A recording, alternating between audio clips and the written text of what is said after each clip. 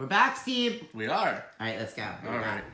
So, these pieces here hold a magic that protects... I like these two. That protects you from when you're reading cursed text. I can't see the colors. Flip them around. They have different colors. My bad. Okay, what is that? What's that color? I'm colorblind. I know you are. That's purple. That's purple. This is...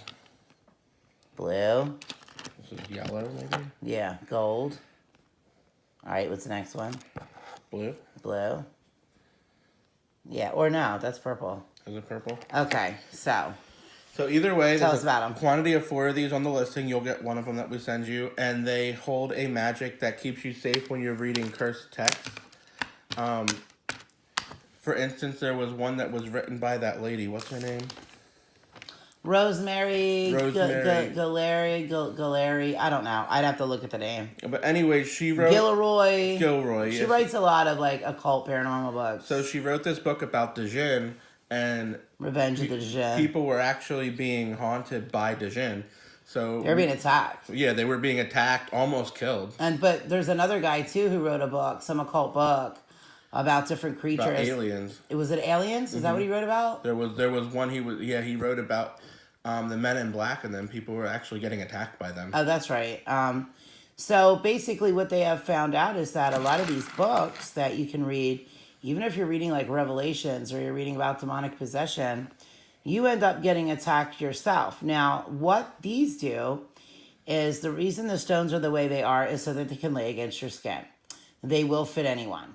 They will prevent that from happening they will prevent that from happening to you, but also while you're reading certain texts, whether they be religious, occult, if you're trying to learn things, spell books, if you wanted to read Revenge of the Djinn, you will not be attacked, but you will gain what you want out of the book in real life. Correct. And there is a term for that magic, but I can't think of it. There is a term for it. Siphon? Well, oh yeah, that's it. Mm-hmm. Magical siphoning. So you'll be able to siphon what you're reading, which will go through the stone and actually give you what you're reading. So if you're reading a book about the Djinn, you can pull a Djinn. If you're reading a ancient magical text that tells you where something is hidden, you'll be able to see it and find it. If you reading a spell book, you'll be able to perform the spells whether you have the ingredients or not. There's like all kinds of things that these do. But along with that, it does give you protection. And that's why I really like them, because some of you guys, trust me, I get emails all the time. Some of the things, you guys just don't know what you're doing. Right. Which most of my stuff is safe, because I'll tell you if it's not. I'll tell you if it's spirited, if it's not spirited. Some people don't want spirits. I'll let you know.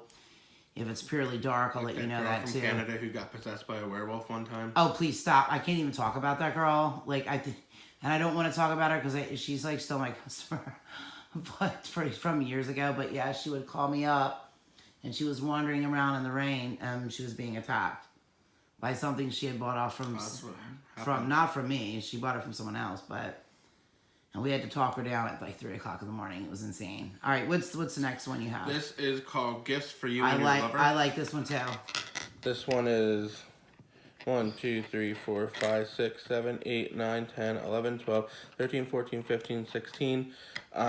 16 gifts that you get to name for you and your lover to share.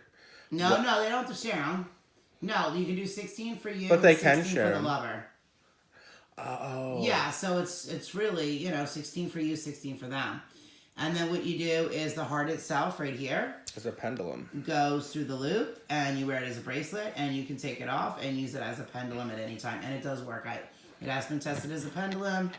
It has been tested both ways. Now, this piece can be used over again. So if you want to give it to somebody and you want to cleanse it, basically what you're going to do is you're going to get some warm water. You're going to put 1 teaspoon of salt in it. You're going to stir it up. You're going to dip that in, bring it out, rinse it off, dry it off, and it is good to go. Boom. For the next person. Just like that. So you can pass this one on when you're done with it, which is great, because if you use it, you get everything you want. You want to resell it, you can. Why not? I would.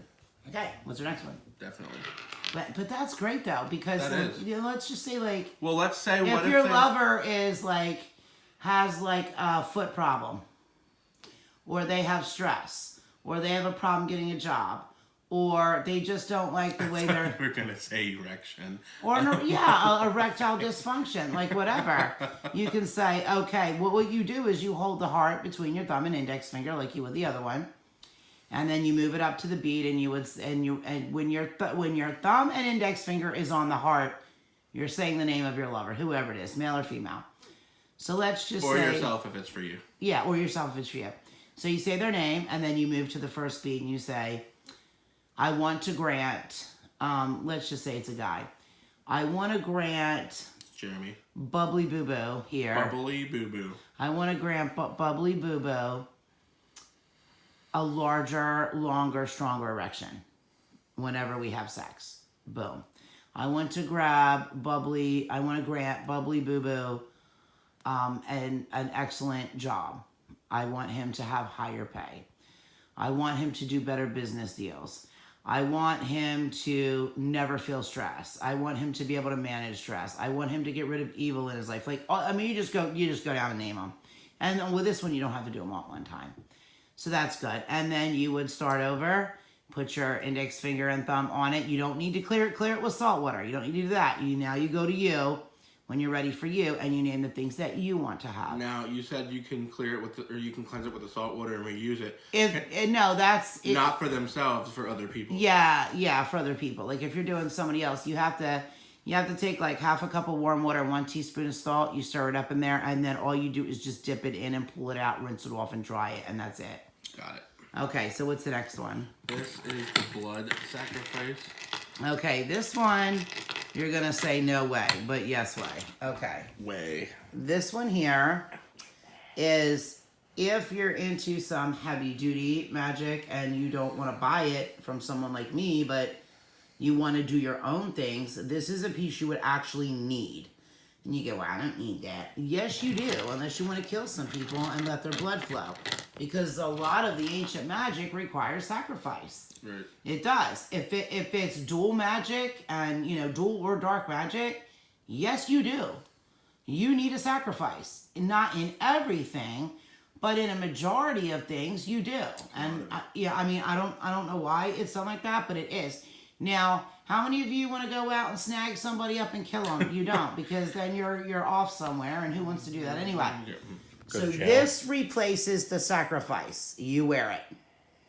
Now, if you look at it closely, right here would look like a tongue coming out, but it's not. The 2 on the top look like ovaries, and the 1 on the bottom looks like a penis. But if you look at it again, it also looks like a face. Basically, this is what it needs to be for what you need to do. That's it.